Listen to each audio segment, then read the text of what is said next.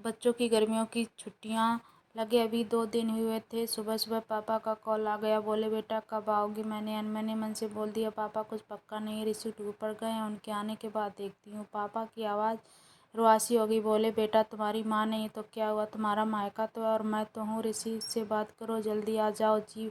मैं जी पापा के आगे कुछ बोल ही नहीं पाई। जब तक माँ थी उनसे रोज़ फ़ोन पर ढेरों बातें करती थी।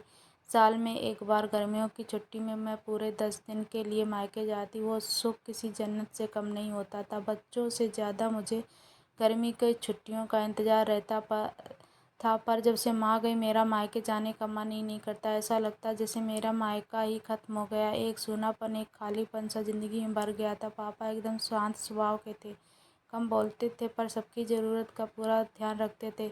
ऐसा नहीं था कि मैं पापा को प्यार नहीं करती थी, पर बचपन से मैं माँ के ज़्यादा करीब थी, या यूँ कहूँ कि मेरे दिल के सबसे करीब थी।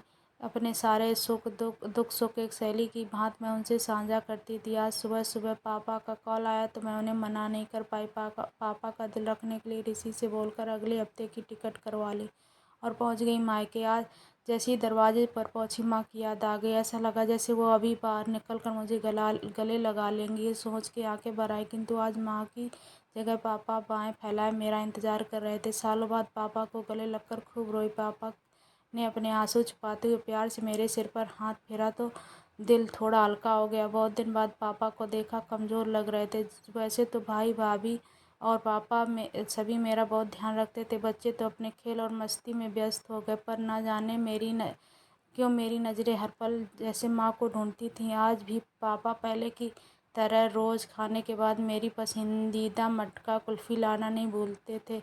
भाई भी बच्चों को कभी पार्क, कभी चिड़ियाघर तो कभी बाज़ार घुमाने ले जाता। भाभी भी रोज़ मुझसे पूछकर मेरी पसंद का खाना बनाती। सब कुछ पहले की तरह था, बस माँ नहीं थी। इस बार मायके में मेरा दिल नहीं लग रहा था। माँ की कमी मुझे बहुत खल रही थी। ऋषि को कॉल करके मैंने 2 दिन बाद टिकट करवा लिया। सबने मुझे रोकने की कोशिश की पर मैं नहीं मानी। देखते ही देखते मेरे जाने का समय हो गया। आज शाम की ट्रेन में से मेरी घर वापसी थी। मैंने सामान पैक करके रख लिया, बस पापा का इंतज़ार कर रही थी। पापा ना जाने सुबह से बिना बताए कहाँ चले गए थे। उनका मोबाइल भी नहीं लग रहा था। मन घबरा रहा था, बिना बताए आखिर कहाँ गए। इधर मेरी ट्रेन का समय भी हो रहा था, हो, होता जा रहा था। समझ नहीं आ रहा था क्या करूँ। तभी पापा का कॉल आया। बोले गुड़िया तुम लोग स्टेशन पहुँच जाओ, मैं सीधे वहीं पहुँच रहा हूँ। हम लोग स्टेशन पहुँच गए। ट्रेन सही समय पर थी। पापा ट्रेन स्टेशन पर हमारा इंतज़ार कर रहे थे। उनके हाथ में एक बॉक्स था। उन्होंने मुझे देते हुए गले लगाया और बोले इसे ही लेने गया था, इसलिए देर हो गई, संभाल के रखो। मैंने आश्चर्यचकित होते हुए पूछा इसमें क्या है? पापा की आंखें भर आईं। उन आंसू पोंछते हुए बोला तुम्हारी माँ का प्यार को समझती तभी ट्रेन आ गई। हमें ट्रेन में बिठा के पापा और भाई ने विदा कर दिया। मेरी नज़रों से ओझल होने पर पापा वहीं खड़े हाथ हिलाते रहे। मैं भी एकटक न जाने कब तक बाहर खिड़की से उन लोगों को निहारती रही। तभी बेटे ने आवाज़ दी और मेरे हाथ में एक चिट्ठी थमाते हुए कहा मम्मी नाना जी ने ये आपके लिए दिया है। मैंने तुरंत चिट्ठी खोली। मेरी प्यारी गुड़िया रानी, सदा खुश रहो। जब तक तुम्हारी माँ थी तुम्हारी हर छोटी बड़ी बात का ध्यान रखती थी। मैं जानता हूँ मैं तुम्हारी माँ की जगह तो नहीं ले सकता, पर उनकी कमी की पूर्ति करने की कोशिश तो कर ही सकता हूँ।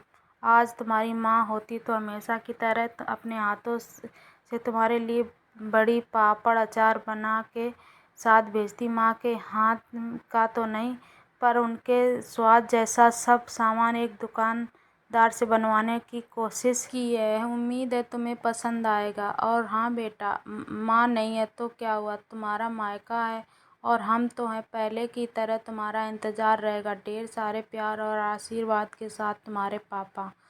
पत्र पढ़ते पढ़ते मेरी आंखों से अश्रुधारा बहने लगी। सहसा मेरे मुंह से निकला आई लव यू पापा।